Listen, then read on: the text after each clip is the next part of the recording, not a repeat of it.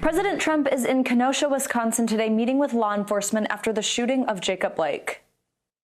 We have to have our law enforcement. We cherish our law enforcement. We wouldn't be here without our law enforcement. We have to condemn the dangerous anti-police rhetoric. It's getting more and more. It's very unfair. You have some bad apples. We all know that. And those will be taken care of through the system. NBC News reporter Shaquille Brewster joins me now from Kenosha, Wisconsin. Shaq, tell us, what else did the president say? And also, I'm curious, how was that message received in the room?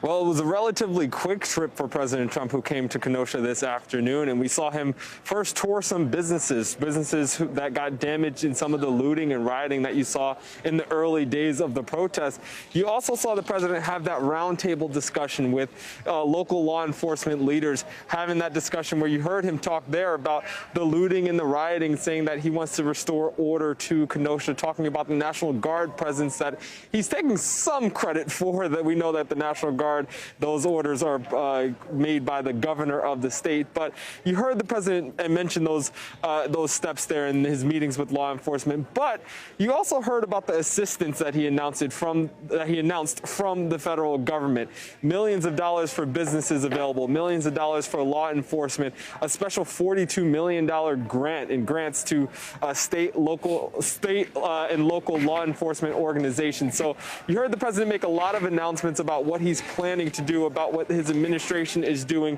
in the wake of the unrest that we saw in Kenosha. What we did not hear from the president, and he was asked about this by several reporters, was the messages that you hear from protesters, like the protesters behind me approaching us right now, the messages that you hear from them calling for an end to systemic racism, calling to police reform. The president not touching on his proposals or whether or not he believes that is something, a serious issue when he was asked. Instead, he wanted to focus on the violence and destruction that we saw from now about a week ago at this point. Savannah?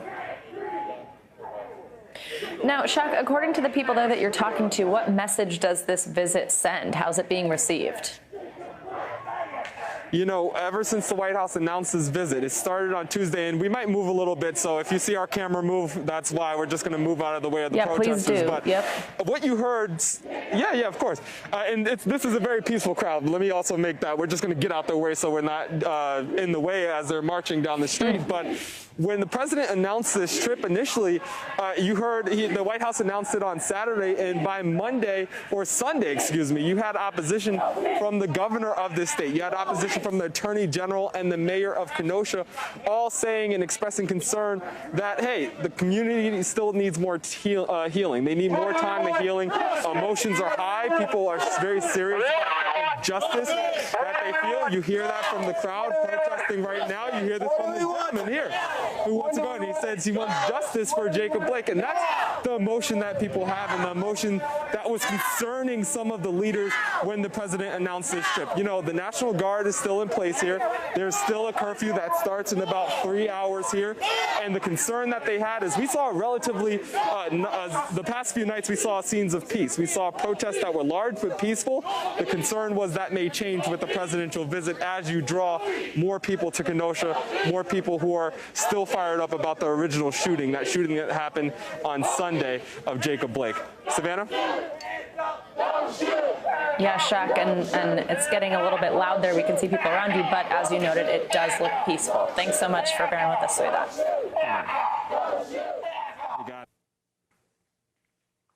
President Trump slammed Portland Mayor Ted Wheeler today after 19 people were arrested there following another night of violent unrest. These radical anarchists were trying to get into the mayor's house, and lots of bad things were happening to this poor, foolish, very stupid mayor. I mean, how he could be mayor, I have no idea, but all he has to do is call, and within 10 minutes, their problem will be over.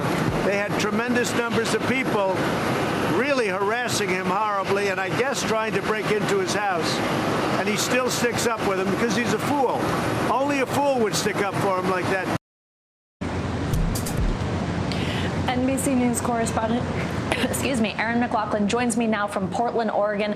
Aaron, so we just hear the president there saying that people were trying to actually get into the mayor's house, break into his house. Talk us through what happened last night, how close it came to that. Hey, Savannah. Well, last night, a group of protesters marched through the streets of Portland to the Pearl District, where they believed the mayor is living in a condominium complex there.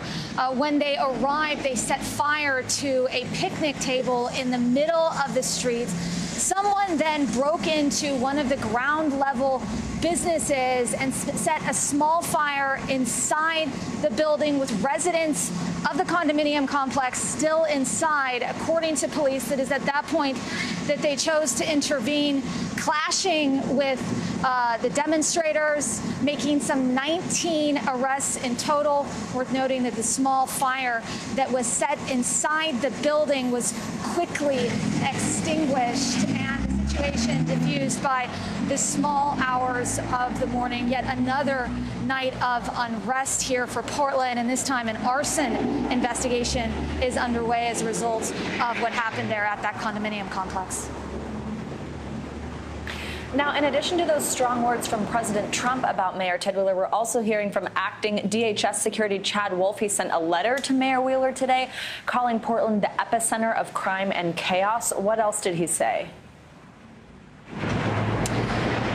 Yeah, that's right. That was in response to a letter that Ted Wheeler addressed to President Trump on August 28th following violence that happened here in downtown Portland after a pro-Trump convoy entered the city, clashing with counter-demonstrators. He sent a letter to President Trump to complain about that.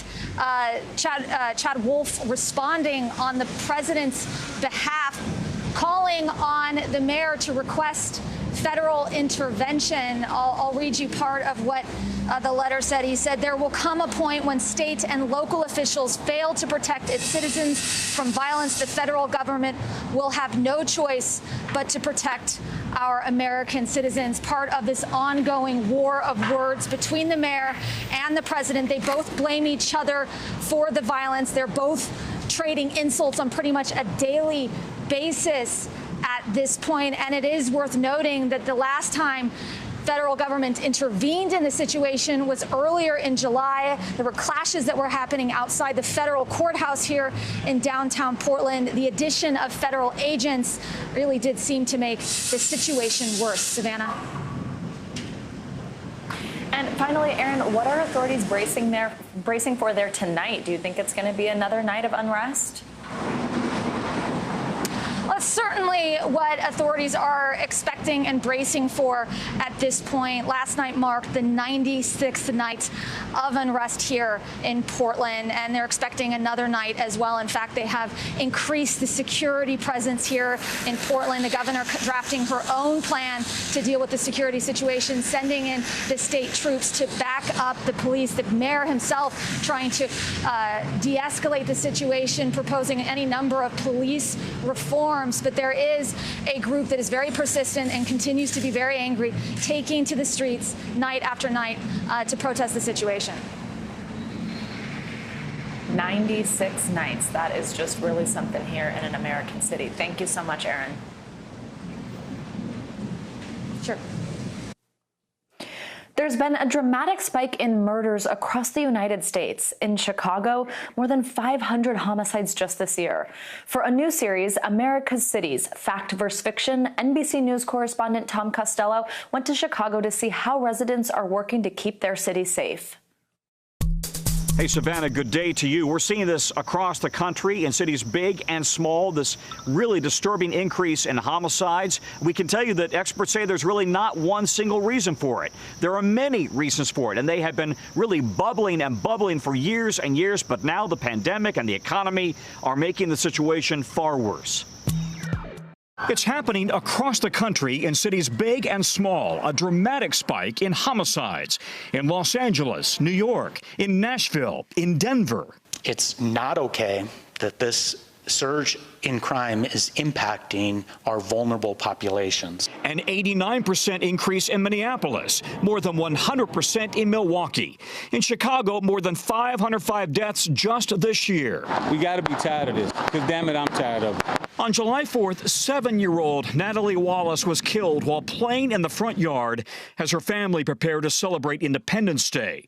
Police believe she was caught in retaliatory gunfire between gangs. 3 suspects have been arrested. I mean, it's just like that. Your whole life can change. Her father, single dad Nathan Wallace, still struggles to talk about it. She was your little girl. Yeah, my youngest. To feel like I couldn't protect her, I mean, that'll really hit you and really hurt your soul, you know. Violent crime is nothing new to Chicago, but this year has been exponentially bad.